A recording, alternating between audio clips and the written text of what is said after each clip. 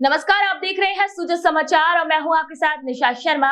41 जिले 41 खबरों में आप सभी का स्वागत करती हूं। इस खास पेशकश में हम आपके लिए लेकर आते हैं प्रदेश के सभी जिलों की खबरें जो सीधा रखते हैं आप सभी से सरोकार। तो चलिए शुरू करते हैं खबरों का सिलसिला, लेकिन उससे पहले एक नजर इस वक्त की हेडलाइंस। प्रदेश के किसानों को भजनलाल सरकार ने दी सौगात। राज्य के भंडार गृहों पर जमा कराई जाने वाली कृषि जिन्सों के भंडारण शुल्क में दी गई छूट। स्वास्थ्य सेवाओं में तेजी से आगे बढ़ रहा है राजस्थान। राष्ट्रीय आयुष मिशन के तहत आयुष अब संरचना और आउटरीच में बना अग्रणी राज्य। बीकानेर को मिला नया उपहार। केंद्रीय मंत्री श्री अर्जुन राम मेघवाल और खाद्य मंत्री श्री सुमित गोदारा ने किया मल्टीपर्पज इंडोर हॉल का उद्घाटन। बगरू विधानसभा की ग्राम पंचायत अजय राजपुरा को मिली करोड़ों रुपए के विकास कार्यों की सौगात। सरकारी स्कूल में किया गया डोम का लोकार्पण। राष्ट्रीय आयुष मिशन आयुष मंत्रालय भारत सरकार द्वारा आयोजित इस कॉन्क्लेव में राजस्थान सरकार आयुष स्वास्थ्य सेवाओं के बुनियादी ढांचे को सशक्त करने, सुदूर ग्रामीण क्षेत्रों तक आयुष सेवाओं की पहुंच को सुनिश्चित करने और पारंपरिक चिकित्सा पद्धतियों को सार्वजनिक स्वास्थ्य प्रणाली के साथ एकीकृत कर जन सामान्य के हित में किए जा रहे प्रयासों के लिए राज्य सरकार की सराहना की गई। इसी अवसर पर केंद्रीय राज्य मंत्री आयुष मंत्रालय और केंद्रीय राज्य मंत्री स्वास्थ्य एवं परिवार कल्याण मंत्रालय श्री प्रताप राव जाधव ने कहा कि राजस्थान में सबसे अधिक संख्या में आयुष्मान आरोग्य मंदिर हैं और यहां पर तेजी से बुनियादी ढांचों का विकास हो रहा है, जिसे भारत के आयुष विस्तार में आधारशिला भी बनाता है। राज्य में कृषकों द्वारा राजस्थान राज्य भंडार व्यवस्था निगम के भंडार गृहों पर जमा कराई जाने वाली कृषि जिन्सों के भंडारण शुल्क में छूट प्रदान की गई। सामान्य श्रेणी किसानों के लिए 60%, अनुसूचित जाति जनजाति किसानों के लिए 70% और सरकारी संस्थाओं के लिए 10% की छूट कृषि जिन्सों के भंडारण शुल्क में प्रदान की गई। निगम के आय का मुख्य स्रोत संग्रहण शुल्क है। ऐसे में निगम प्रबंधन द्वारा भंडार गृहों की उपयोगिता और लाभ में कमी को देखते हुए पारंपरिक जमाकर्ताओं नवाचार से व्यापार प्राप्ति के प्रयास किए गए। इसके परिणाम स्वरूप निगम की वर्ष 2024-25 की वित्तीय स्थिति में सुधार हुआ है। वित्तीय वर्ष 2024-25 में निगम की अनुमानित राजस्व आय 168 करोड़ रुपए है। 42 करोड़ रुपए अनुमानित लाभ और 47% उपयोगिता है। उप मुख्यमंत्री श्रीमती दिया कुमारी ने विद्याधर नगर स्टेडियम में आयोजित शिव महापुराण कथा में शामिल होकर कथा का श्रवण किया। इस दौरान उप मुख्यमंत्री ने कहा कि उनके विधानसभा क्षेत्र विद्याधर नगर में इस कथा का आयोजन और पंडित श्री प्रदीप मिश्रा जी का आगमन दोनों ही सौभाग्य की बात है। उन्होंने कहा कि भारत अपनी सनातन संस्कृति, संस्कारों और आध्यात्मिक विचारों के कारण दुनिया भर में प्रसिद्ध है। हमारे ऋषि मुनि और संतों ने हमेशा ज्ञान का मार्ग दिखाया है। उप मुख्यमंत्री ने विश्वास व्यक्त किया कि ये साप्ताहिक कथा श्रद्धालुओं को ज्ञान का मार्ग दिखाएगी, उन्हें आध्यात्मिक ऊर्जा देगी और समाज के प्रति उनके कर्तव्यों का एहसास भी कराएगी। इस तरह की कथाएं सनातन धर्म को मजबूत बनाती है। यहाँ आने का भी अवसर मिला और मुझे लगता है पूरा राजस्थान ऐसा लगता है जयपुर ही राज्य है, क्योंकि सब आपकी कथा सुनने के लिए, आपके श्रीमुख से कथा सुनने के लिए मुझे लगता है पूरा ही राजस्थान यहाँ पर पधारा है। नई दिल्ली में राष्ट्रीय शैक्षिक अनुसंधान और प्रशिक्षण परिषद की 59वीं बैठक हुई है। इसमें राजस्थान के शिक्षा और पंचायती राज मंत्री श्री मदन दिलावर ने हिस्सा लिया। इस बैठक में उन्होंने राजस्थान में पीएम श्री स्कूल और स्वामी विवेकानंद मॉडल स्कूलों की संख्या बढ़ाने की मांग की। केंद्रीय शिक्षा राज्य मंत्री श्री सुकांत मजूमदार ने राजस्थान सरकार द्वारा घुमंतु परिवारों के बच्चों की शिक्षा के लिए किए जा रहे प्रयासों की सराहना की और एनसीईआरटी को कहा कि ऐसे प्रयास देश भर में अपनाए जाए। इसके अलावा राजस्थान द्वारा बोर्ड परीक्षा में रीचेकिंग, प्रायोगिक परीक्षाओं में सत्कार खत्म करने और प्रश्न पत्रों को खंडों में बांटने जैसे नए सुझाव भी सभी राज्यों के शिक्षा मंत्रियों के सामने रखे गए। केंद्रीय विधि मंत्री श्री अर्जुन राम मेघवाल और राज्य के खाद्य एवं आपूर्ति मंत्री श्री सुमित गोदारा ने इंडोर खेल स्टेडियम का शुभारंभ किया। केंद्रीय विधि मंत्री श्री अर्जुन राम मेघवाल ने कहा कि भारत को 2047 तक विकसित देशों की श्रेणी में शामिल करने में खेलों की अहम भूमिका होगी। वह शुक्रवार को डॉक्टर कर्णी सिंह स्टेडियम में नवनिर्मित मल्टीपर्पज इंडोर हॉल के उद्घाटन कार्यक्रम में बोल रहे थे। आप सभी को बता दें कि उन्होंने कहा कि प्रधानमंत्री श्री नरेंद्र मोदी ने हम फिट तो इंडिया फिट और खेलो इंडिया जैसे नारे दिए हैं। केंद्र सरकार खेलों और खिलाड़ियों के लिए हर तरीके की सुविधाएं उपलब्ध करवा रही है। सरकार चाहती है कि शहरी इलाकों के साथ साथ गाँव में भी प्रतिभाशाली खिलाड़ी आगे आए और खेलों के क्षेत्र में भारत का नाम रोशन करें। उन्होंने ये भी कहा कि हम अब दुनिया की 5वीं सबसे बड़ी अर्थव्यवस्था हैं और प्रधानमंत्री जी की इच्छा है कि हम 3री सबसे बड़ी अर्थव्यवस्था बने, जिसके लिए सभी जरूरी कदम भी उठाए जा रहे हैं। प्रधानमंत्री श्री नरेंद्र मोदी और मुख्यमंत्री श्री भजनलाल शर्मा के नेतृत्व में केंद्र और राज्य सरकारें मिलकर गांवों का तेजी से विकास कर रही हैं। हर दिन कोई ना कोई गांव सड़कों से जुड़ रही है, जिससे लोगों को आने जाने में भी सुविधा हो रही है। कहीं स्कूलों में सुविधाएं बढ़ाई जा रही है तो कहीं नए अस्पताल खोलकर लोगों को अच्छा इलाज मिल रहा है। ऐसा ही एक उदाहरण बगरू विधानसभा के अजय राजपुरा गांव में देखने को मिला, जहां सांसद श्रीमती मंजू शर्मा और विधायक डॉक्टर कैलाश वर्मा की मौजूदगी में करीब 6 करोड़ रुपए की लागत से बनने वाले विकास कार्यों का उद्घाटन और शिलान्यास किया गया। ग्राम विकास के लिए जो भी जरूरत है, दोनों डबल इंजन की सरकार ने आदरणीय प्रधानमंत्री नरेंद्र भाई मोदी जी का भी सपना है और उनका कहना है, मानना भी है कि जब तक गांव का विकास नहीं होगा तब तक प्रदेश का और देश का विकास नहीं हो सकता। तो गांव में जिस भी तरीके की, चाहे सड़क की बात हो, सर्वर नाली की बात हो, हॉस्पिटल की बात हो, शिक्षा के लिए हम स्कूल कॉलेज की बात करें, किसी भी तरह की कोई कमी उनके विकास में रोकी नहीं जाएगी। ये डबल इंजन की सरकार, ऐसे ही हमारे आदरणीय मुख्यमंत्री भजनलाल जी ने का भी सपना है कि मेरे प्रदेश का विकास हो। सो उसी के लिए थोड़े दिनों पहले ही राजस्थान में राइजिंग राजस्थान का एक बहुत बड़ा काम उन्होंने किया है। उसके माध्यम से भी और सरकार के अपने माध्यम से भी सारे काम विकास के गति दिए हुए हैं और अच्छे सारे काम हो रहे हैं। आदरणीय हमारे विधायक साहब बगरू के ये भी पूरी तल्लीनता के साथ अपने विधायक का जो क्षेत्र है विधानसभा, उसमें हर तरीके के पानी, बिजली, नाली, शिक्षा, स्वास्थ्य सभी के ऊपर ध्यान दिए हुए हैं और हर एक काम जो जरूरत है इसके लिए वो करने के लिए तत्पर है। की सरकार, केंद्र की सरकार, दोनों डबल इंजन की सरकार के माध्यम से जो लोकार्पण शिलान्यास हम कर रहे हैं, माननीय मुख्यमंत्री जी का जो प्रयास है, उनकी बजट घोषणाओं के अंदर राजस्थान की सबसे बड़ी पंचायत के अंदर, सदन के अंदर उन्होंने कहा कि पहली बार ऐसी सरकार बनी है। उस सरकार के माध्यम से हमने संकल्प लिया है कि जिन कामों का शिलान्यास हम करेंगे उन कामों का लोकार्पण भी भारतीय जनता पार्टी करेगी। अगर ऐसे मजबूत इरादे वाले माननीय मुख्यमंत्री राजस्थान के अंदर है और उन मजबूत इरादों के अंदर केंद्र सरकार आदरणीय नरेंद्र मोदी जी के नेतृत्व वाली सरकार का बड़ा मजबूती के साथ में, एक संकल्प के साथ में, एक साथ के रूप में एक और एक 11 बनने का जो निर्णय उनके कदमों के अंदर है, उसमें सुनिश्चित तरीके से हम कह सकते हैं कि आने वाले समय के अंदर गांव के अंदर, चाहे ढ्यानी हो, गांव हो, जो हमने अभी हमारे भाषण के अंदर भी बोला, आदरणीय सांसद जी ने भी कहा कि जो भी प्राथमिकता के काम है, जन सहभागिता के काम है, जन भावनाओं से जुड़े हुए काम है, उन सभी कामों को भारतीय जनता पार्टी की सरकार अपने हाथ में लेगी और हाथ में लेते हुए जनता के अनुरूप उन कामों को किया जाएगा। चाहे वो पानी से जुड़ा हो, चिकित्सा से जुड़ा हो, शिक्षा से जुड़ा हो, प्रशासनिक जुड़ा हो, चाहे किसी भी विभाग का कोई काम हो, काम में किसी प्रकार की कोई कमी नहीं आने देगी। खेलों को बढ़ावा देने के उद्देश्य से प्रदेश की भजनलाल सरकार गांव-गांव और ढाडी-ढाडी तक खेल सुविधाओं के विकास में लगी हुई है। इसी के तहत नगर में 1.37 करोड़ रुपए की लागत से नगर पालिका द्वारा एक अत्याधुनिक वॉलीबॉल ग्राउंड बनाया जाएगा, जिसका शिलान्यास विधायक श्री अर्जुन लाल जी नगर ने भूमि पूजन करके किया। युवाओं में खेल प्रतिभाओं को निखारने के लिए पालिका बोर्ड ने नेहरू उद्यान परिसर में आधुनिक वॉलीबॉल खेल मैदान का शिलान्यास वैदिक मंत्रों के साथ पूजा अर्चना करके किया। आप सभी को बता दें कि इसके साथ ही अतिथियों ने शिलान्यास पट्टिका का अनावरण भी किया।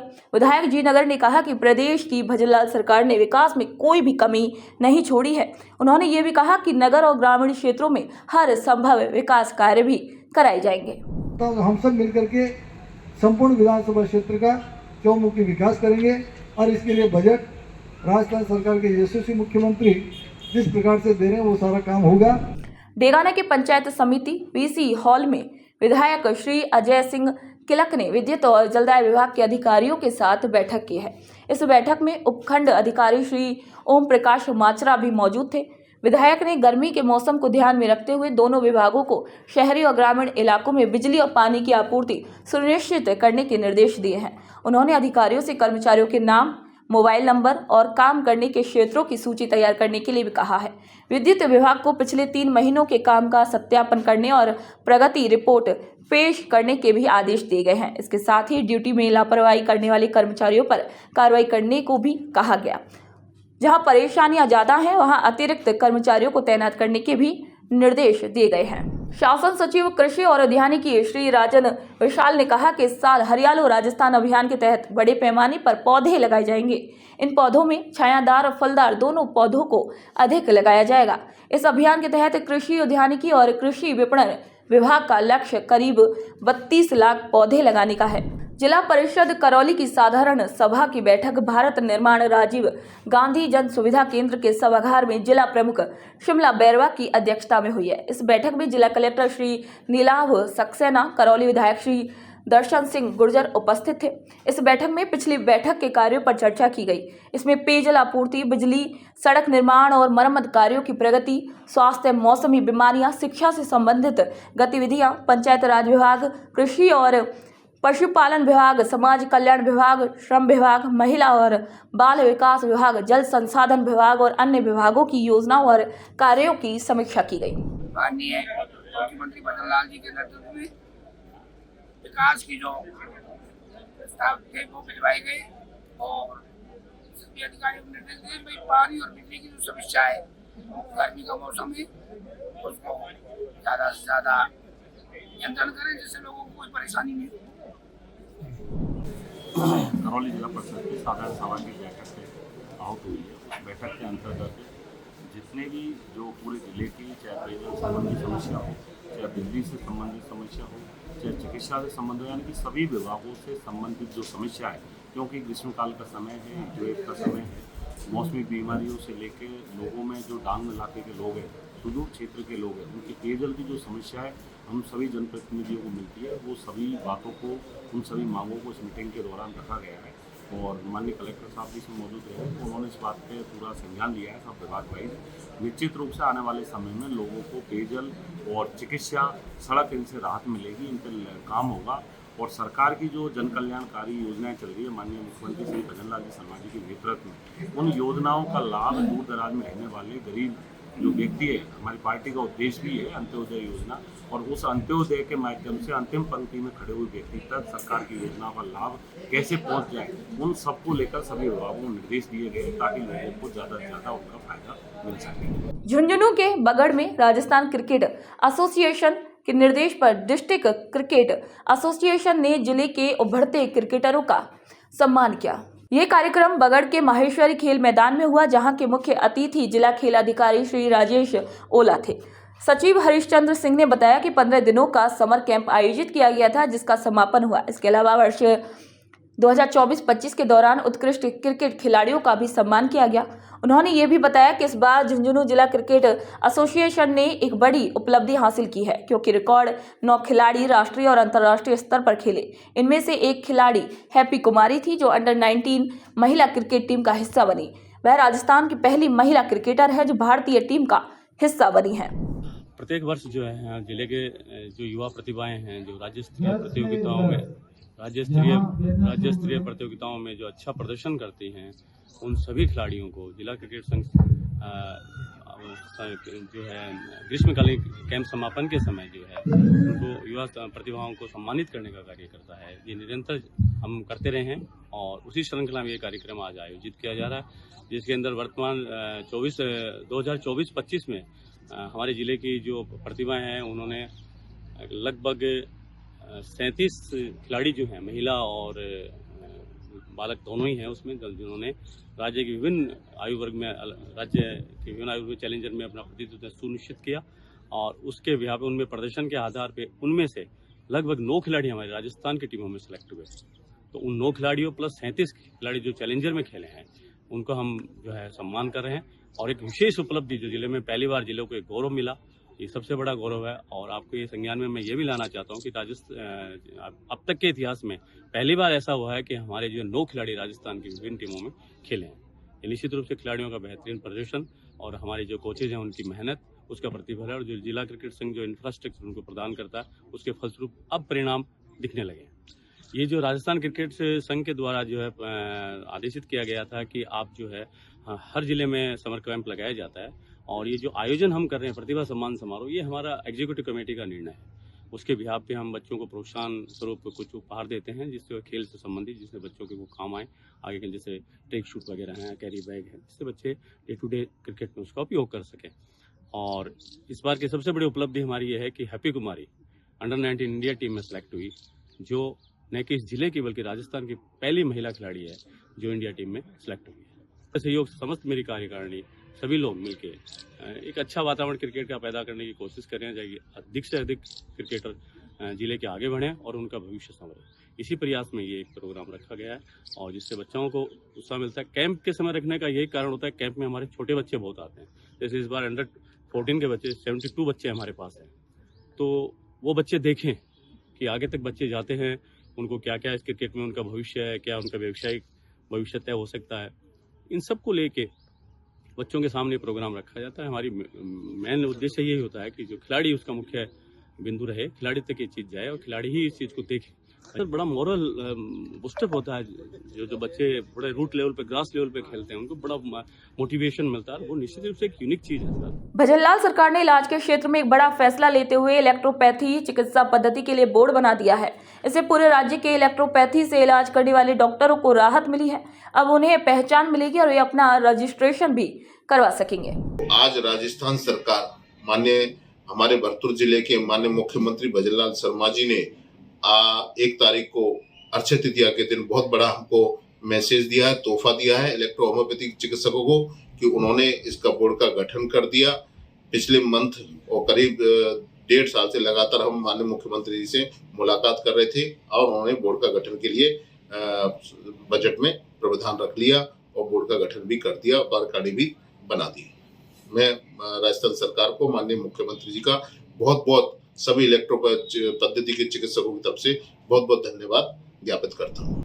राजस्थान राज्य विधिक सेवा प्राधिकरण के निर्देश पर श्रीगंगानगर सहित पूरे प्रदेश में 2025 की दूसरी राष्ट्रीय लोक अदालत का आयोजन 10 मई को किया जाएगा। श्रीगंगानगर जिला विधिक सेवा प्राधिकरण के सचिव और एडीजे श्री गजेंद्र सिंह तेनगुरिया ने बताया कि इस लोक अदालत की सभी तैयारियां लगभग पूरी हो चुकी हैं। इस लोक अदालत पे आपसी समझौते और राजीनामे के जरिए हजारों मामलों का समाधान भी किया जाएगा।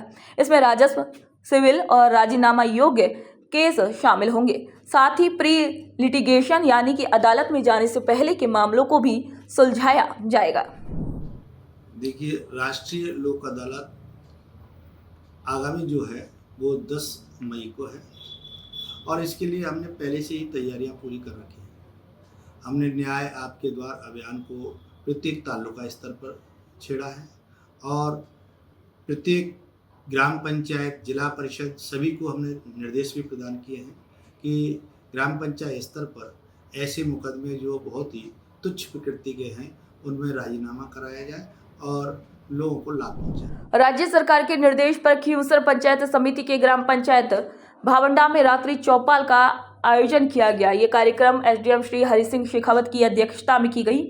एसडीएम शेखावत ने क्षेत्र के लोगों की परेशानियां सुनी। लोगों ने बताया कि गर्मी के दिनों में पानी की भारी कमी हो जाती है। पीने के लिए मीठे पानी की सप्लाई समय पर नहीं मिल पाती, जिससे उन्हें बेहद परेशानी होती है। इस पर एसडीएम शेखावत ने जलदाय विभाग के अधिकारी को ग्रामवासियों के साथ टीम बनाकर पानी की सप्लाई की स्थिति की जांच करने और उसे बेहतर बनाने के निर्देश दिए हैं। इस बैठक में ब्लॉक स्तरीय अधिकारी भी मौजूद थे। राज्य सरकार ने वित्तीय वर्ष 2024-25 के लिए 20 सूत्री कार्यक्रम की रैंकिंग जारी की है, जिसमें राजसमंद जिला पहले नंबर पर आया है। आप सभी को बता दें कि जिले को कुल 30 में से 28 अंक मिले हैं, यानी कि 93% से ज्यादा प्रदर्शन रहा है। जिला कलेक्टर श्री बालमुकुंद असावा ने बताया कि ये 20 सूत्री कार्यक्रम भारत सरकार द्वारा 2006 से शुरू किया गया है। इसका मकसद है गरीबी हटाना, सामाजिक न्याय देना और सभी वर्गों का विकास करना। 20 सूत्री कार्यक्रम में विभिन्न योजनाओं के आधार पर जिले का मूल्यांकन किया जाता है। जो सामाजिक आर्थिक उन्नयन के लिए जो विभिन्न योजनाएं राज्य सरकार द्वारा बनाई गई है और उसमें जो रैंकिंग और मार्किंग पैटर्न है उसके आधार पर पूरे जिले ने, पूरी टीम ने काफ़ी मेहनत की और जिला राज्य में प्रथम स्थान पर रहा है। इसमें मैं समझता हूँ कि जिले के टीम मेंबर्स की मेहनत है। हम कोशिश करेंगे कि वर्ष 25-26 में भी इस जो उपलब्धि है हम कायम रखें। केंद्रीय संचार ब्यूरो सवाई माधोपुर क्षेत्रीय कार्यालय ने रणथंभौर नर्सिंग कॉलेज सवाई माधोपुर के सभागार में योग के प्रति जागरूकता के लिए कार्यक्रम आयोजित किया है। ये कार्यक्रम अंतर्राष्ट्रीय योग दिवस के 50 दिन पहले मनाया गया। आप सभी को बता दें कि इस कार्यक्रम की शुरुआत में ब्यूरो के प्रभारी श्री नेमीचंद मीणा ने बताया कि हम सब इस कार्यक्रम में योग के महत्व को समझने और अपनाने के लिए एकत्रित हुए हैं। उन्होंने कहा कि योग स्वस्थ और तनाव मुक्त जीवन जीने का एक जरिया है। यह सिर्फ एक तारीख का उत्सव नहीं बल्कि एक सोच है जो हमें शरीर शरीर, मन और आत्मा के बीच संतुलन बनाने की प्रेरणा देता है। गर्मी बढ़ने और हीट वेव की आशंका को देखते हुए प्रशासन सतर्क हो गया है। इसी के तहत उपखंड अधिकारी श्री ऋषि राज कपिल और तहसीलदार श्री हरीश सोनी ने सज्जनगढ़ के सामुदायिक स्वास्थ्य केंद्र और तांबेसरा के प्राथमिक स्वास्थ्य केंद्र का दौरा किया। उन्होंने अस्पतालों में गर्मी से निपटने की तैयारियों का जायजा लिया।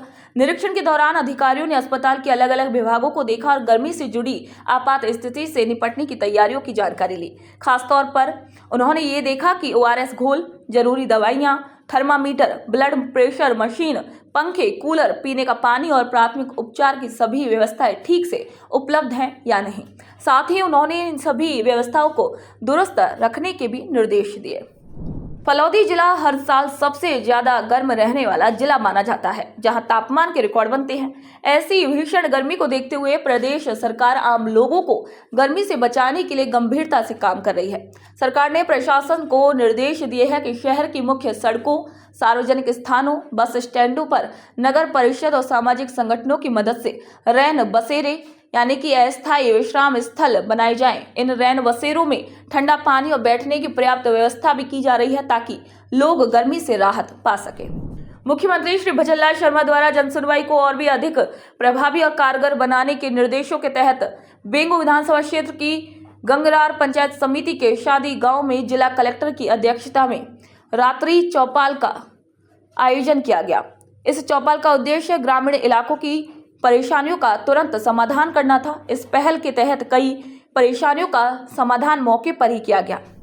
बेंगू विधानसभा क्षेत्र के गंगरार उपखंड की सादी ग्राम पंचायत में हुई रात्रि चौपाल सिर्फ जनसंवाद का जरिया नहीं, बल्कि इसने मुख्यमंत्री श्री भजनलाल शर्मा के जन कल्याण और संवेदनशील प्रशासन की मिसाल भी पेश की। इस चौपाल में नया तालाब गांव के दिव्यांग निवासी श्री उदयलाल बंजारा के जीवन में एक नई उम्मीद जगी है।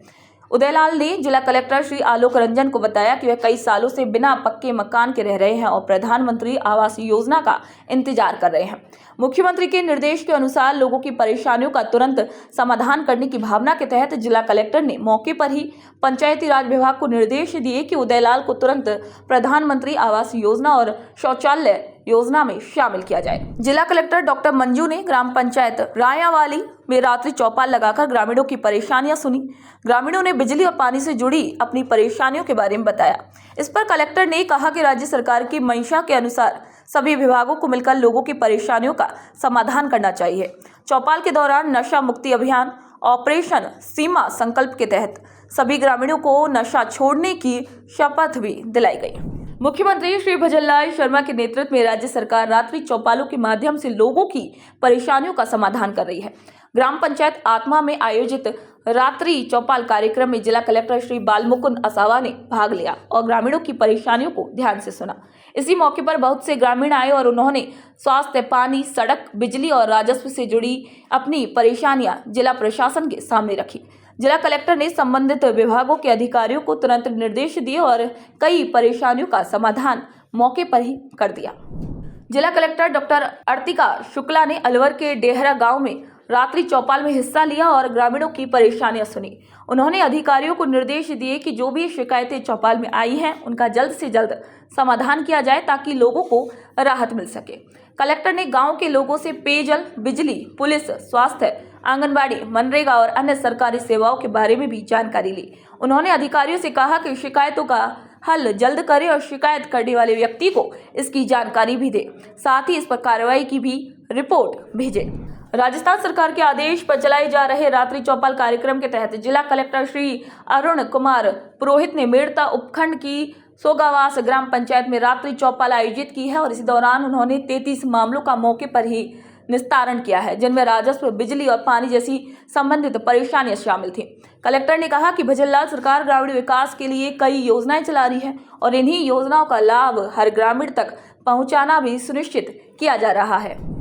इस डेटा में कह सकता हूँ कि जो भी रात्रि चौपाल हो रही है वीक में, उसमें SDMs की अध्यक्षता में ही होती है जी। तो वो रात्रि चौपाल होने का मतलब ही वहाँ है कि SDM जो साहब है वो वहाँ पे रहेंगे और जिला कलेक्टर का वो हर समय हर जगह तो नहीं हो सकता, क्योंकि हर वीक में 14 स्थान ऐसे होते हैं जहाँ पे ये रात्रि चौपाल होती है। तो किसी न किसी जगह में अटेंड करते हैं, वो उसको इंश्योर करेंगे कि उसको और बेहतर तरीके से आज यहाँ सूगावास में रात्रि चौपाल रखी गई है और हमने पिछले अप्रैल के महीने से जैसे गर्मी बढ़ी है तो जन सुनवाई के लिए रात्रि चौपाल पूरे जिले में शुरू कर दी गई है और हर उपखंड में हर सप्ताह में दो जगह पे जन सुनवाई रात्रि चौपाल हो रही है, जो गुरुवार को हमारी जो जन सुनवाई होती है उसके अतिरिक्त है और शाम को हर उपखंड स्तर पर की जाती है। सोमवार से शनिवार के बीच में दो स्थानों पर आज यहाँ पे रात्रि चौपाल की गई जिसमें सुनवाई भी की जा रही है। लगभग 20 के आसपास प्रार्थना पत्र प्राप्त हुए हैं। अभी कुछ लोग और भी हैं जो इसमें देना चाह रहे हैं। ये जो प्रार्थना पत्र प्राप्त होते हैं उस पर विभाग के अधिकारी जो मौजूद रहते हैं उनको तत्कालीन निर्देश दिए जाते हैं, फिर इसकी मॉनिटरिंग भी की जाती है। तो हर सप्ताह में जो मंगलवार को जिला स्तर से एक वीडियो कॉन्फ्रेंस करते हैं, सभी एसडीओ उसमें रहते हैं, विद्युत विभाग के और जलदाय विभाग के सभी अधिकारी, एससी और जिला स्तरीय अधिकारी वो जिला स्तर पर रहते हैं और बाकी जो उपखंड स्तरीय अधिकारी होते हैं वो सभी लोग जो है अपने अपने उपखंड कार्यालय के जो वीसी रूम है वहाँ से अटेंड करते हैं। उसमें हम इसको पूरा रात्रि चौपाल का भी जो फीडबैक होता है उसको लेते हैं, साथ ही उसमें देखते हैं कितने प्रार्थना पत्र आए थे, उसमें कितनों में डिस्पोजल हुआ, कितनों में पॉजिटिव डिस्पोजल हुआ, किसमें नहीं हो पाया। और उसके अतिरिक्त भी पूरे वीक में अदरवाइज भी जो कंप्लेंट्स आती है, चाहे वो संपर्क पोर्टल पे हो, चाहे फ़ोन करके हो या किसी न्यूज़पेपर में कोई खबर लगी हो, उस सबका भी हम रिव्यू करते हैं। मुख्यमंत्री श्री भजनलाल शर्मा की मंशा के अनुसार दौसा पंचायत समिति क्षेत्र की चावडेढ़ा ग्राम पंचायत में कलेक्टर श्री देवेंद्र कुमार ने विभागीय अधिकारियों के साथ रात्रि चौपाल आयोजित की है और इसी दौरान ग्रामीणों की अधिकतर शिकायतों का मौके पर ही समाधान किया गया। मुख्यमंत्री ने सभी अधिकारियों को निर्देश दिए हैं कि वे लोगों तक पहुंचकर उनकी परेशानियां सुने और तुरंत उनका समाधान करें ताकि लोग परेशान ना हो और ऑफिसों के चक्कर ना काटे। इसी के कारण दौसा जिला कलेक्टर देवेंद्र कुमार जिले भर में लगातार रात्रि चौपाल आयोजित कर लोगों की परेशानियों का त्वरित समाधान कर रहे हैं। राज्य सरकार की प्राथमिकता वाली योजनाओं को ठीक से लागू करने और उनकी जमीनी स्थिति को देखने के लिए जिला कलेक्टर श्री आलोक रंजन ने बेंगो विधानसभा क्षेत्र के गंगरार उपखंड की सादी ग्राम पंचायत का दौरा किया और इसी दौरान उन्होंने अपना खेत अपना काम योजना, पशुओं के लिए बनाए जा रहे केटल, शेड और पौधे लगाने की गतिविधियों का मौके पर जाकर निरीक्षण किया। मुख्यमंत्री श्री भजनलाल शर्मा के निर्देश पर अजमेर जिला पुलिस अधीक्षक बंदिता राणा के आदेश से पुष्कर में एक सघन जांच अभियान चलाया गया। वहीं पुलिस को जानकारी मिली थी कि कुछ फैक्ट्रियों में संदिग्ध रोहिंग्या और बांग्लादेशी नागरिक अवैध रूप से रह रहे हैं। इसके बाद पुलिस ने लीला श्याम आरजे एक्सपोर्ट और ओम काशी एक्सपोर्ट फैक्ट्रियों में छापेमारी की। पुलिस ने इन फैक्ट्रियों में काम करने वाले करीब 300 श्रमिकों से पूछताछ की है। गर्मी के बढ़ते प्रभाव को देखते हुए मुख्यमंत्री श्री भजनलाल शर्मा ने चिकित्सा और स्वास्थ्य विभाग के अधिकारियों को लोगों की सेहत के लिए जरूरी निर्देश दिए हैं। मुख्यमंत्री के निर्देश के बाद जिला प्रशासन ने सभी चिकित्सा अधिकारियों को हीट वेव से निपटने के लिए अलग से वार्ड बनाने का आदेश दिया है। कलेक्टर अजमेर श्री लोकबंधु के निर्देश पर राजकीय सामुदायिक स्वास्थ्य केंद्र फतेहगढ़ में हीट वेव से निपटने के लिए तैयारियां शुरू कर दी गई हैं। अस्पताल में हीट वेव और पीने के पानी की व्यवस्था पर विशेष चर्चा की गई। चिकित्सा प्रभारी डॉक्टर अनु ढाका ने बताया कि हीट वेव के प्रबंधन के लिए फतेहगढ़ अस्पताल में डॉक्टरों और नर्सिंग स्टाफ की जिम्मेदारियां भी तय की गई हैं। हीट वेव का चल ही रहा है, गवर्नमेंट का भी अल्टीमेटम आ गया है, तो हम उसके लिए पूरी तरह से तैयार हैं और अलग से बेड है वो भी आरक्षित कर दिए हैं हीट वेव के लिए और कूलर, पंखे, एसी इनकी प्रॉपर व्यवस्था है और अच्छे से व्यवस्था कर रखे। हीट वेव के लिए हम पूर्ण रूप से तैयार हैं। माननीय मुख्यमंत्री श्री भजनलाल शर्मा जी ने लूणकरणसर औद्योगिक क्षेत्र की नई सड़क और पुरानी सड़कों की मरम्मत के लिए 85 लाख रुपए खर्च किए। कालू रोड से रिको रोड तक 7 मीटर चौड़ी सड़क बनाई गई। इसके अलावा पुरानी टूटी फूटी सड़कों की मरम्मत भी की गई। लूणकरणसर उद्योग संघ के अध्यक्ष श्री हनुमान भूरा ने मुख्यमंत्री श्री भजनलाल शर्मा जी और कैबिनेट मंत्री श्री सुमित गोदारा का धन्यवाद किया। उन्होंने कहा कि कई सालों से सड़कें खराब थी, जिससे वाहनों को आने जाने में परेशानियां होती थी। अब भजनलाल सरकार द्वारा सड़क कार्य कराए जाने से रिको उद्योग लूणकरणसर के व्यापारियों को बड़ा लाभ हुआ है। मुख्यमंत्री जी महोदय तथा हमारे यहाँ के मंत्री सुमित जी गोदारा का हार्दिक आभार हम लूणगंज शहर औद्योगिक क्षेत्र आपका हार्दिक अभिनंदन करते हैं। हमारे डिक्को के अंदर जो सड़कें कई वर्षों से टूटी फूटी पड़ी थी वो सब नवीनीकरण होकर के डामरीकरण हो गया है तथा हमारे कृषि मंडी क्वार्टर से पोस्ट ऑफिस तक 7 मीटर की नई सड़क बन गई। इससे हमारे आने जाने का और मतलब गाड़ी वगैरह जो बड़ी गाड़ियाँ होती है उनके लिए बहुत अच्छा काम हो गया। हम मुख्यमंत्री जी का दोबारा और मंत्री सुमित जी गोदारा का बार बार अभिनंदन करते हैं और हम आशा करते हैं कि भविष्य में भी हमें इसी प्रकार का सहयोग मिलता रहेगा। माननीय मुख्यमंत्री श्री भजनलाल शर्मा की अध्यक्षता में हाल ही में आयोजित मंत्री परिषद बैठक में देवस्थान विभाग के तहत 6 प्रमुख मंदिरों और 26 आत्मनिर्भर श्रेणी के मंदिरों के जीर्णोद्धार, मरम्मत और अन्य विकास कार्यों के लिए 101 करोड़ रुपए की बजट घोषणा की गई। इसके अलावा राज्य के बाहर स्थित देवस्थान विभाग के मंदिरों का सर्वे करने का काम भी किया जाएगा और जो मंदिर जीर्ण शीर्ण हो चुके हैं उनके जीर्णोद्धार के लिए भी बजट पारित किया गया है। प्रयागराज महाकुंभ में हुई बैठक में मुख्यमंत्री के नेतृत्व में मंत्रिमंडल ने पुजारियों के हित में कई अहम निर्णय लिए हैं। भारतीय के चरणों नमन। भारतीय जनता पार्टी की जो सरकार है वो हर क्षेत्र में उन्होंने बजट दिया है। उसी प्रकार हमारे बीकानेर में ऐसे 4 बड़े मंदिर हैं जिनमें भी उन्होंने बजट हमारे यशस्वी मुख्यमंत्री भजनलाल जी ने बजट घोषणा में बजट दिया है। यानी लगभग इन चारों में प्रत्येक मंदिर में 1 करोड़ से लेकर 1.25 करोड़ के बीच में ये बजट लगेगा और इन मंदिरों की जो दिशा है वो सुधरेगी। तो आज दशा उनकी एकदम गड़बड़ हो रखी है। पिछले कई वर्षों से ये मंदिर सारे देवस्थान के हैं और जर्जर अवस्था में। जैसे कि हमारा शीतला माता मंदिर, वहाँ चारों तरफ कब्जे भी हो गए और मंदिर दिखाई भी नहीं दे रहा है। तो पिछली सरकार ने ध्यान नहीं दिया, लेकिन इस सरकार में पूरा ध्यान दिया जा रहा है। और इसी प्रकार ये गुफा है सियाराम जी गुफा, उसकी स्थिति आप जाके देखो, मंदिर में पानी पड़ रहा है, कोई व्यक्ति वहाँ खड़ा नहीं हो सकता। और इसी प्रकार हमारे मुरली मनोहर मंदिर जो है ऐतिहासिक मंदिर, वो सारा जर्जर हो चुका है। और लक्ष्मीनाथ जी के मंदिर में भी एक अच्छा, तो इस प्रकार इस सरकार ने हर क्षेत्र में ध्यान रखते हुए मंदिरों का भी ध्यान रखा है। पहले बार मंदिरों में इतना बजट लग रहा है और मुझे ऐसा लग रहा है कि मंदिरों की दशा सुधरेगी और आम जो उनके भक्तगण हैं जो वहाँ जाते हैं उनको भी अच्छा लगेगा। राज्य सरकार द्वारा गत वर्ष में इस वर्ष में पर्यटन के लिए बहुत सारी घोषणाएं की गई हैं। गत वर्ष की जो घोषणा थी जिसमें कोलायत और अपने करणी माता थे, उनके विकास की योजना तैयार की गई थी और करणी माता का जो है उसके लिए हम लोगों ने टेंडर भी लगा दिए हैं और जो है 21 करोड़ का जो है विकास कार्य करणी माता में करवाया जाएगा। इसके साथ ही जो है लगभग 18 करोड़ की हमने DPR बनाई है, जिसमें कोलायत के घाटों का सुधार है, वहाँ पे सारी बैरिकेटिंग है, वहाँ पे सड़कों का काम है, ये सारे काम जो है हम वहाँ पे करवाएंगे।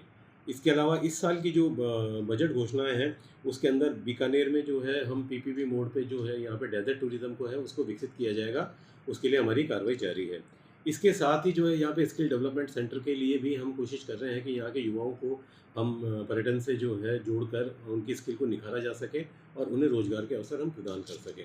इसके साथ ही यहाँ के मंदिर हैं और लक्ष्मीनाथ मंदिर है और अन्य जो मंदिर हैं, शीतला माता मंदिर है, हनुमान मंदिर है, मुरली मनोहर मंदिर है, यहाँ की भी हमने जो है DPR तैयार करवा ली है यहाँ के विकास कार्यों की, जिसको राज्य सरकार को भेजा जा रहा है ताकि बजट आवंटित हो सके और हम लोग इसका कार्य करवा सकें। इसी के साथ हमारे पास फिर जो है अपने रायसर में टूरिज्म को बढ़ावा देने के लिए भी हम योजना तैयार कर रहे हैं, जिसकी कार्यकारी एजेंसी जो है जिला परिषद है और उनके स्तर पर कार्रवाई जारी है और जल्द ही इसकी कार्य योजना बना के और हम राज्य सरकार को भिजवाएंगे, जहाँ से हमें बजट आवंटित होगा तो हम अति शीघ्र कार्य शुरू कर पाएंगे। और इसके अतिरिक्त जो है हमारे सूर सागर के अंदर भी जो है हम लोग उसका ब्यूटिफिकेशन का काम करवाएंगे, उसके लिए BDO अपने कार्य योजना तैयार कर रही है।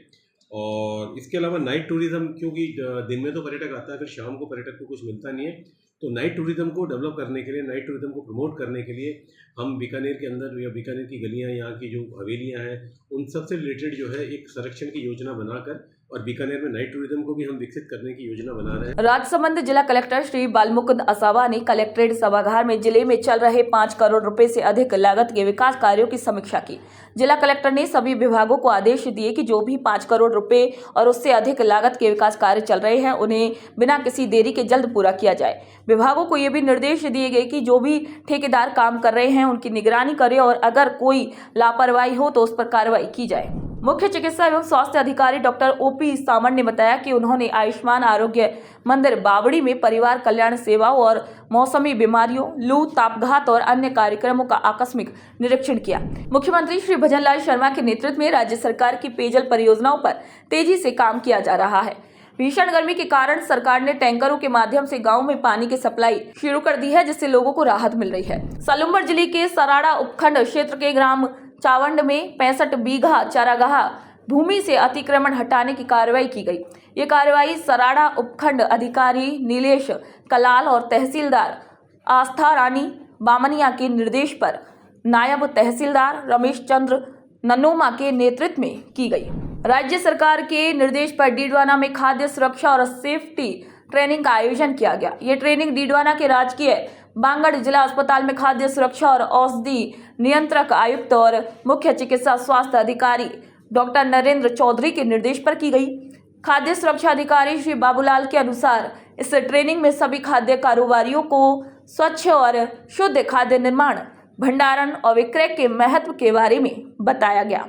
इस निःशुल्क कैंप का उद्देश्य छोटे बड़े व्यापारियों को खाद्य सुरक्षा के बारे में जागरूक करना था, ताकि आम लोग शुद्ध और स्वच्छ खाद्य सामग्री प्राप्त कर सके। जिला कलेक्टर श्री शुभम चौधरी की अध्यक्षता में उनके कार्यालय में आधार से जुड़ी जिला स्तरीय समिति की बैठक हुई है। इसमें जिले में चल रहे आधार केंद्रों की स्थिति, 5 साल के बच्चों के आधार नामांकन, शिक्षा विभाग और महिला एवं बाल विकास विभाग की प्रगति और आधार ऑपरेटरों के काम की समीक्षा की गई। जिला कलेक्टर ने निर्देश दिए कि सभी ब्लॉकों के प्रोग्रामर और अपने इलाके के जिन बच्चों का आधार नहीं बना है उनकी सूची आधार ऑपरेटरों को दे। साथ ही हर 7 दिन में काम की रिपोर्ट जिला कार्यालय को भी भेजे। डिस्कॉम के एक्सियन श्री विवेक शर्मा ने बताया कि धौलपुर कस्बे में लोगों के स्वीकृत लोड के अनुसार बिजली के ट्रांसफार्मर लगाए गए हैं, लेकिन कुछ लोग बिना अनुमति के ज्यादा बिजली इस्तेमाल कर रहे हैं। इससे बिजली व्यवस्था पर दबाव बढ़ रहा है और इसी कारण शिकायतें भी मिल रही हैं। एक्सियन ने फीडर इंचार्ज और शिफ्ट कर्मचारियों की बैठक लेकर उन्हें बिजली आपूर्ति में सुधार के निर्देश दिए हैं। साथ ही लोगों की सुविधा के लिए नए कनेक्शन भी तेजी से दिए जा रहे हैं। अभी गर्मियाँ स्टार्ट हुई हैं और तापमान बढ़ने के साथ साथ में विद्युत खपत है वो बढ़ती जा रही है। अभी हम देख रहे हैं विशेष तौर से जिला हेडक्वार्टर पर जो ट्रिपिंग की संख्या है वो डबल हुई है। और इसके अलावा ये सब चीज़ों को ध्यान में रखते हुए हमने 24 घंटे हमारे कर्मचारी तैनात किए हैं जो गाड़ी के साथ मौजूद रहेंगे। और जैसे जैसे ये समस्याएं उपभोक्ता की आएंगी बिजली को लेके, उनको दुरुस्त करने की कार्रवाई के निर्देश उनको दिए गए। इसके अलावा अभी जो खपत है कस्बे में वो भी लगभग 15% बढ़ी है, जो अभी 8 लाख यूनिट के आसपास केवल धौलपुर कस्बे की है। जहाँ तक विद्युत तंत्र के सुधार की बात है, तो जहाँ भी लो वोल्टेज हैं या जहाँ पर बार बार सिस्टम में दिक्कतें आ रही हैं या जो विद्युत आपूर्ति वो बाधित हो रही है जिस एरिया की, वहाँ पे हमने 8 ट्रांसफार्मर स्वीकृत करा रहे हैं, जिनमें से कुछ ट्रांसफार्मर लगाए भी जा चुके हैं और कुछ की स्वीकृति लेके हम जल्दी उनको लगाएंगे। जिससे हमारा जो राज्य सरकार की मंशा है वो यही है कि विद्युत आपूर्ति में सुधार हो और जो उपभोक्ता हैं उनको परेशानी ना झेलनी पड़े। उसको देखते हुए अभी सभी विभाग के कर्मचारी अधिकारी अलर्ट मोड पर हैं और जल्द से जल्द हम ये सभी चीज़ें करके ज़्यादा से ज़्यादा राहत देने का काम उपभोक्ताओं को कर रहे हैं। मुख्यमंत्री श्री भजनलाल शर्मा चाहते हैं कि खाद्य सुरक्षा योजना का लाभ सिर्फ उन्हीं लोगों को मिले जो इसके सही हकदार हैं। इसी सोच के तहत सरकार ने गिव अप अभियान शुरू किया है। इस अभियान में ऐसे लोग हैं जो इस योजना के पात्र नहीं हैं, उन्हें बार बार समय दिया जा रहा है कि वे खुद अपना नाम इस योजना से हटा दें, ताकि उन लोगों को लाभ मिल सके जो सच में इसके हकदार हैं। सरकार ने अब इस अभियान की आखिरी तारीख बढ़ाकर 31 मई कर दी है। राज्य सरकार द्वारा चलाए जा रहे गिव अभियान के तहत अब तक धौलपुर जिले में 1210 परिवारों ने खाद्य सुरक्षा से अपना नाम स्वेच्छा से पृथक कराया। इनके सदस्यों की संख्या 5433 है। इस कैटेगरी में स्वेच्छा से जो नाम हटाते हैं, जो अपात्र लोग हैं, इस कैटेगरी में तो सरकारी कर्मचारी आते हैं, दूसरे ऐसे व्यक्ति जिनके पास 4 व्हीलर हो, 4 पहिया वाहन हो, जिनकी 1 लाख से अधिक इनकम हो, जो इनकम टैक्स देते हो, ऐसे लोग स्वेच्छा से अपना नाम खाद्य सुरक्षा के हटा सकते हैं। स्वेच्छा से खाद्य सुरक्षा से नाम हटाने की अंतिम तिथि सरकार द्वारा 31 मई 2025 कर दी गई है। अगर इसके पश्चात कोई व्यक्ति नाम नहीं हटाता तो उसके खिलाफ मीमांसा कार्रवाई की जाएगी। धौलपुर जिले में अब तक जो नाम नहीं हटवा रहे हैं या अपात्र लोग हैं, 315 लोगों का चिन्हीकरण किया गया। उन 315 लोगों को हमने नोटिस जारी किया गया। सरकार की मंशा है कि अपात्र लोग खाद्य सुरक्षा से हटे तथा पात्र लोग जुड़े। इसी श्रेणी में पात्र लोगों को जोड़ने के लिए मैं अनुरोध करता हूं कि वह ऑनलाइन अप्लाई करके अपना नाम खाद्य सुरक्षा में जोड़े। बारां जिले के किशनगंज शाहाबाद क्षेत्र में खाद्य विभाग द्वारा चलाए जा रहे गिव अप अभियान के तहत जो लोग सक्षम हैं उनसे कहा जा रहा है कि वे खुद ही अपना नाम राशन योजना से हटवा लें। इसकी आखिरी तारीख 31 मई तक बढ़ा दी गई है। आप सभी को बता दें कि प्रवर्तन निरीक्षक श्री रविंद्र मील ने बताया कि उपभोक्ताओं की बैंक और वाहन संबंधी जानकारी जुटाई जा रही है। जो लोग योजना के तहत अपात्र पाए जाएंगे उनसे राशन की वसूली भी की जाएगी। फिलहाल शाहाबाद तहसील में 66 लोगों को नोटिस भेजे जा चुके हैं और उनसे वसूली की तैयारी भी की जा रही है। भजनलाल सरकार के रास्ता खोलो अभियान के तहत 2 मई को ग्राम माजरा पीपली से इशरोदा जाने वाला रास्ता अतिक्रमण मुक्त कराकर खोल दिया गया है। ये काम जिला कलेक्टर श्री किशोर कुमार के आदेश और तहसीलदार कृष्ण कुमार के निर्देश पर किया गया। भजनलाल सरकार द्वारा चलाया जा रहा रास्ता खोलो अभियान गांव के लोगों के लिए बेहद फायदेमंद साबित हो रहा है।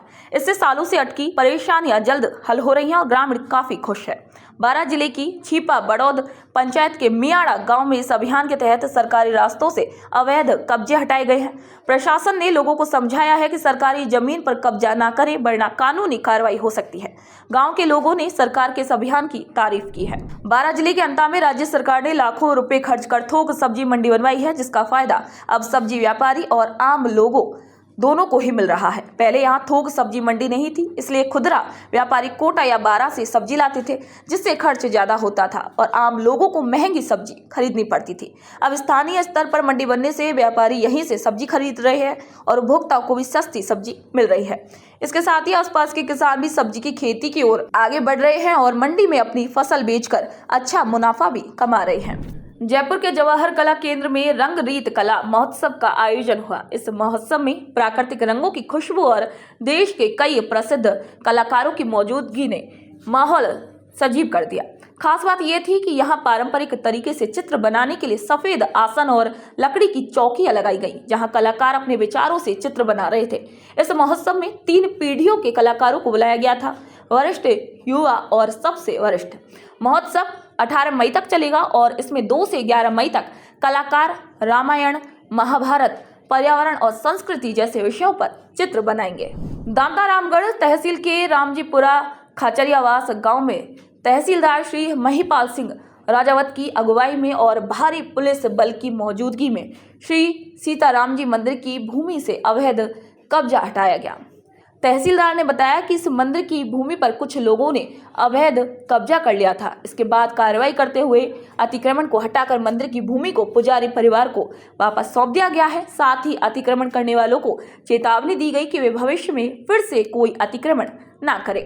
कोटपुतली बहरोड जिला कलेक्टर कल्पना अग्रवाल के निर्देश पर गर्मी के दौरान बस स्टैंड और सार्वजनिक स्थानों पर लोगों के लिए छाया और पेयजल की व्यवस्था की जा रही है। कोटपुतली और पावटा बस स्टैंड सहित अन्य स्थानों पर शेड और नेट लगाए जा रहे हैं ताकि लोग तपती धूप से राहत पा सके। साथ ही पानी के मटके रखकर शुद्ध पानी भी उपलब्ध कराया जा रहा है। आप सभी को बता दें कि जिला कलेक्टर ने अधिकारियों को भी निर्देश दिए हैं कि गर्मी के मौसम में लोगों को राहत देने के लिए जरूरी जगहों पर छाया और पानी की व्यवस्था भी की जाए। सरदार शहर में चूरू जिला सहकारी दूध उत्पादक संघ लिमिटेड की 22वीं वार्षिक आम सभा डेयरी चेयरमैन लालचंद मुंड की अध्यक्षता में आयोजित की गई। इस बैठक में प्रबंधक संचालक जितेंद्र सिंह, RCDF के प्रतिनिधि अशोक भाटी और संचालक मंडल के सदस्य भी शामिल हुए। लालचंद मुंड ने बताया कि राजस्थान सरकार दूध उत्पादकों को 5 रुपए प्रति लीटर का अनुदान दे रही है, जिससे उन्हें बेहद लाभ हो रहा है। इसके अलावा भजनलाल सरकार पशुओं की निःशुल्क बीमा भी कर रही है, जिससे पशुपालकों को भी फायदा हो रहा है। देखिए आने वाली अभी जो अपनी सरकार है, भजनलाल की सरकार है, वो किसानों को 5 रुपये लीटर का अनुदान संबल योजना दे रही है, जिससे किसानों को काफ़ी लाभ हो रहा है। और इसके साथ साथ पशुओं की बीमा की योजना भी चालू कर रखी है। जो अपने किसान भाई है, इनकी बीमा निःशुल्क की जा रही, पशुओं की बीमा निःशुल्क की जा रही है। और भी बहुत सी योजना है जो इस सरकार ने लागू की है, जिससे किसानों को लाभ मिल रहा है और आने वाले हमारे अच्छे दिन आने वाले हैं। बजनाल सरकार ने वाले किसान मजबूत हो रहे हैं, पशुपालक मजबूत हो रहे हैं। बिल्कुल मजबूत हो रहे हैं, क्योंकि 5 रुपये किलो के अनुदान हमें दे रही है, तो निश्चित रूप से हमें लाभ मिल रहा है किसानों को। क्यूसर के अतिरिक्त मुख्य ब्लॉक शिक्षा अधिकारी श्री राजूराम खदाब ने भावंडा और बैराबास ग्राम पंचायतों की स्कूलों का निरीक्षण किया और मिड डे मील की व्यवस्थाओं को देखा। उन्होंने राजकीय उच्च प्राथमिक विद्यालय चरड़ा, राजकीय उच्च प्राथमिक विद्यालय टाड़ावास और राजकीय प्राथमिक विद्यालय नायकों की ढाणी टाड़ावास का भी निरीक्षण किया। इसी दौरान उन्होंने पोषाहार की व्यवस्था, रसोई घर की सफाई और गुणवत्तापूर्ण भोजन देने के निर्देश दिए। इसी अवसर पर सभी स्कूल प्रमुख और स्टाफ भी मौजूद थे। डीग में अन्नपूर्णा रसोई गरीब और जरूरतमंद लोगों के लिए बहुत बड़ा सहारा बन गई है। इस योजना के तहत सिर्फ 8 रुपए में स्वादिष्ट और पौष्टिक खाना मिल रहा है। राजस्थान सरकार की इस पहल की लोग खूब सराहना कर रहे हैं। अन्नपूर्णा रसोई घर में पंखे, कूलर और मनोरंजन के लिए टीवी जैसी सुविधाएं भी उपलब्ध कराई गई हैं। वहां काम करने वाले कर्मचारी बुजुर्गों और गरीबों से परिवार जैसा व्यवहार करते हैं।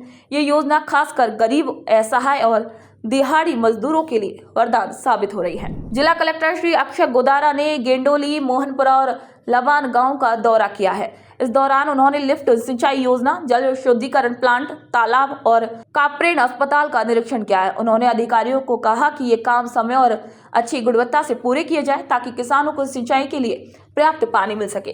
कलेक्टर ने गांव के लोगों से भी बात की और बताया कि इन योजनाओं से उन्हें क्या क्या फायदे होंगे।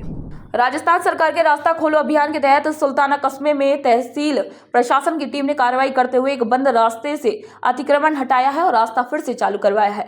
गिरदावर राकेश बुगालिया ने बताया कि चिड़ावा तहसीलदार कमलदीप पूनिया के निर्देश पर सिलारपुरी रोड पर बने सार्वजनिक रास्ते से अवैध कब्जा हटाया गया है। रास्ता खोलो अभियान के तहत मौके पर बंद प्रचलित रास्ते को श्रीमान तहसीलदार महोदय चिड़ावा के आदेश की पालना में राजस्व विभाग की टीम व पुलिस जाब्ते के सहयोग से मौके पर जेसीबी मशीन चलाकर पक्के अतिक्रमण को हटाकर बंद रास्ते को खुलवाया गया है। साथ ही अतिक्रमी को सख्त हिदायत दी गई है कि भविष्य में अनाधिकृत रूप से रास्ते को अवरोध नहीं करें। यदि अतिक्रमी के द्वारा पुनः रास्ते को अवरोध किया जाता है तो भू राजस्व अधिनियम 1956 की धारा 91 के उपधारा 96 के तहत कार्यवाही अमल में ली जाएगी, जिसमें अधिकतम 3 वर्ष तक की सजा का प्रावधान है। अतिरिक्त जिला कलेक्टर झुंझुनू श्री अजय आर्य ने खेतड़ी के उपजिला अजीत अस्पताल का दौरा किया और गर्मी के मौसम को देखते हुए जरूरी दिशा निर्देश दिए। उन्होंने कहा कि अस्पताल में मरीजों को समय पर इलाज और राज्य सरकार की तरफ से मिलने वाली दवाएं और योजनाओं का सही लाभ मिलना चाहिए। अस्पताल में कूलर और ठंडे पानी की उचित व्यवस्थाएं होनी चाहिए। दवाओं और ऑक्सीजन का पर्याप्त स्टॉक भी रखना जरूरी है, ताकि आपात स्थिति में किसी भी तरीके की दिक्कत ना हो।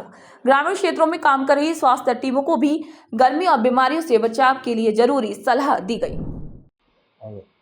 आज माननीय एडीएम महोदय की अध्यक्षता में और माननीय पूनम जी की उपस्थिति में एमआरएस मीटिंग का आयोजन किया गया, जिसमें विभिन्न खर्चों का अनुमोदन किया गया तथा विभिन्न प्रस्ताव लिए गए, जिसमें आदरणीय मैडम ने हमें एक सजेशन दिया कि नाइट में जो पेशेंट आते हैं, जिनके लिए रात में कोई बाहर लैब एक्सरे खुले नहीं रहते, तो आप एक्सरे स्टाफ और लैब स्टाफ को नाइट के लिए भी आप पाबंद करें। तो हम इस प्रस्ताव को स्वीकार हुआ है तथा अब से नाइट में एक्सरे और लैब के कार्मिक की ड्यूटी लगाई जाएगी तथा और भी अन्य प्रस्ताव की चर्चा हुई है। और एक डायलिसिस मशीन का कोई इशू चल रहा था, उसमें लगभग 15 दिन में हम डायलिसिस शुरू कर देंगे।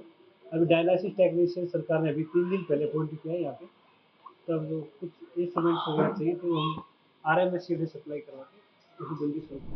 डूंगरपुर के जिला कलेक्टर श्री अंकित कुमार सिंह ने कलेक्ट्रेट के आईटी केंद्र में जिले के अधिकारियों की बैठक ली है।